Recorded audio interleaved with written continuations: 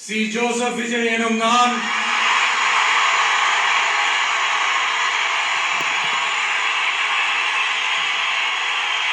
சட்டப்படி அமைக்கப்பெற்ற இந்திய அரசியல் அமைப்பின்பால் உண்மையான நம்பிக்கையும் மாறா பற்றும் கொண்டிருப்பேன் என்றும் இந்திய நாட்டின் ஒப்பில்லாத முழு முதல் ஆட்சியையும் ஒருமையையும் நிலை நிறுத்துவேன் என்றும் தமிழ்நாட்டு அரசின் முதலமைச்சராக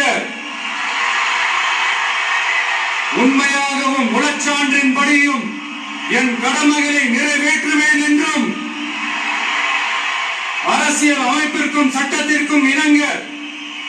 அச்சமும் ஒருதலை சார்பும் இன்றி விருப்பு வெறுப்பை விலக்கி பலதரப்பட்ட மக்கள் அனைவருக்கும் நேர்மையானதை செய்வேன் என்றும் ஆண்டவன் மீது ஆணை